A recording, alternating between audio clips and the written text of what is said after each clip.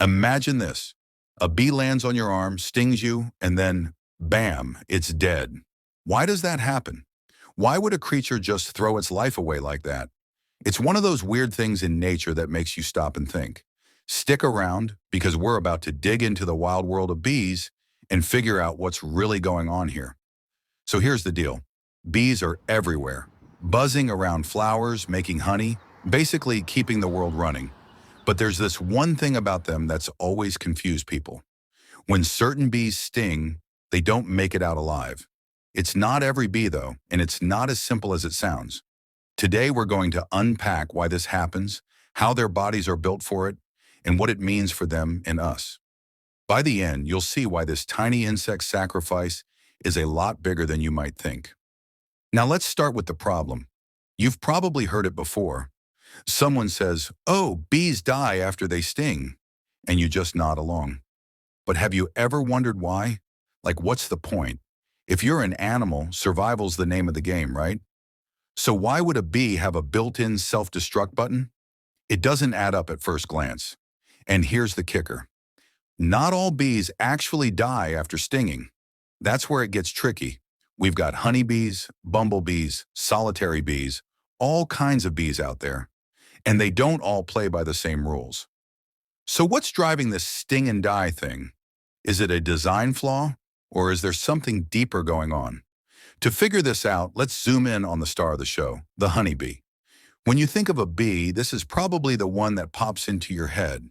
Small, golden, living in those hexagon-packed hives. Honeybees are the ones famous for dying after they sting, and it all comes down to how their stinger works.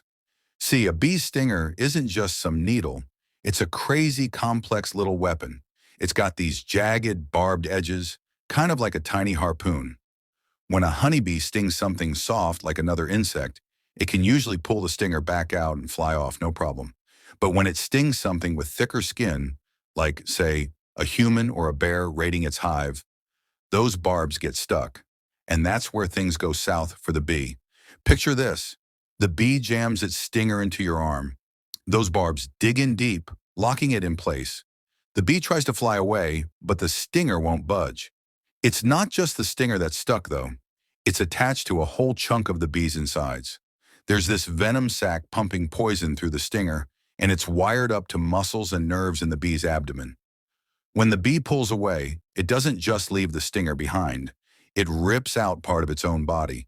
The venom sac, some muscles, even a bit of its digestive system can get torn out. It's like the bee's unzipping itself. After that, there's no coming back. The damage is too much, and the bee dies pretty quick, usually within minutes. But here's where it gets wild. That stinger, it doesn't stop working just because the bee's gone. The muscles around the venom sac keep flexing on their own, pumping more venom into you even after the bee's buzzed off to be heaven. It's like a parting gift, or a final middle finger, depending on how you look at it. So the bee's not just dying, it's going out with a bang, making sure that sting hurts as much as possible. But why? Why would nature set it up like that? To answer that, we've got to look at what bees are really about. Honeybees aren't lone rangers. They live in colonies, big, busy families with thousands of bees all working together. You've got the queen laying eggs, drones hanging out waiting to mate, and worker bees doing pretty much everything else. Gathering food, building the hive, guarding the place. The ones that sting. Those are the worker bees, and they're all female, by the way. These workers are the backbone of the hive. But here's the thing. They don't have their own kids. Their whole life is about keeping the colony alive. The queen's the one popping out babies, and the workers are there to protect her and the hive. So when a honeybee stings and dies, it's not really about the individual bee surviving, it's about the colony. Think of it like this. The hive is under attack. Maybe a bear's trying to scoop out some honey, or a human's getting too close. The worker bees swarm out, ready to defend their home. That stinger's their weapon, and they're willing to use it even if it costs them everything. Why? Because if they stop the threat, the queen keeps laying eggs, the hive keeps going, and their family survives. It's not about one bee, it's about the whole crew. Scientists call this kind of behavior altruism, where an animal sacrifices itself for the group. The worker bee's genes live on through the colony, even if she doesn't make it. It's a team play, and she's taking one for the squad. But let's back up a sec. Not every bee dies after stinging, remember?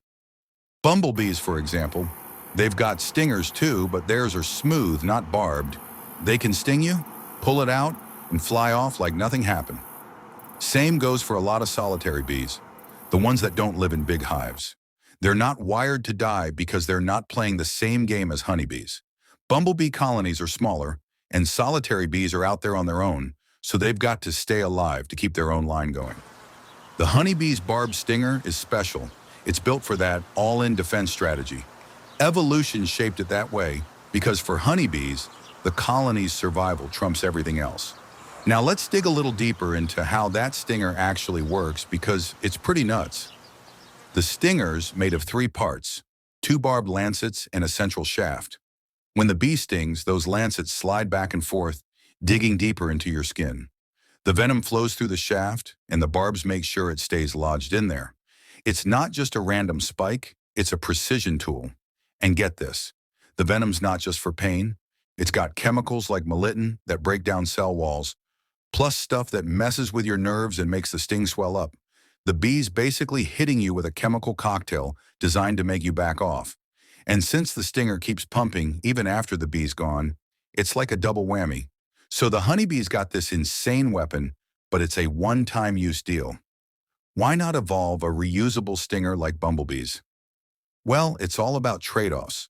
A barbed stinger does more damage and keeps delivering venom longer, which makes it a better deterrent.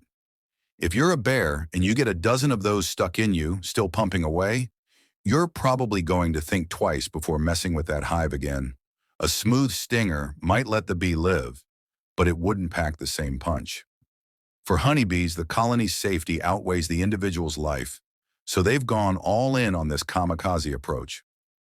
Let's talk numbers for a second. A honeybee colony can have 20,000 to 80,000 bees, depending on the season and how healthy it is. Most of those are workers. Losing a few to stings isn't a big deal when you've got thousands more ready to step up. The hive's like a machine. It keeps chugging along as long as the queen's safe, and there's enough workers to keep things running. Compare that to a bumblebee colony, which might only have a couple hundred bees. For them, every bee counts more, so they can't afford to lose them left and right. That's why their stingers evolve differently. Now here's the big moment, the key thing that ties it all together. The reason honeybees die after stinging isn't some random accident. It's a deliberate feature honed over millions of years. That barbed stinger and the self-sacrifice it demands? It's the ultimate defense move.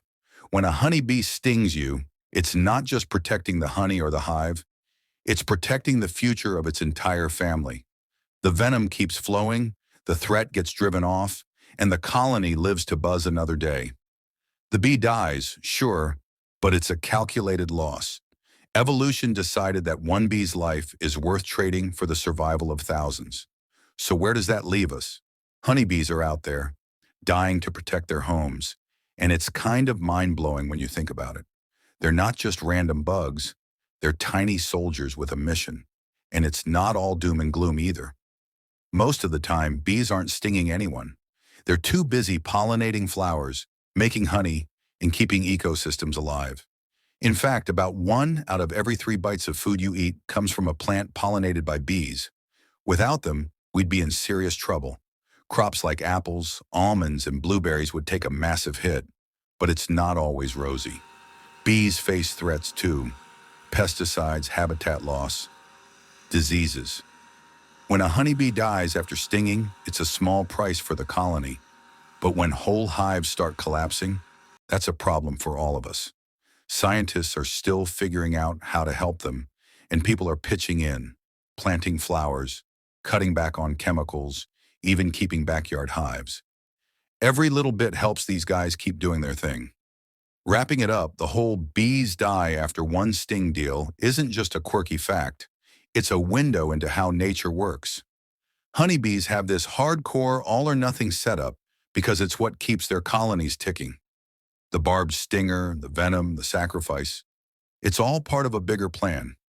Next time you see a bee, maybe give it a little respect. It's not just buzzing around, It's ready to go down fighting if it has to. And that's pretty wild when you think about it. If you like this deep dive, hit that subscribe button. I've got more weird nature stuff coming your way.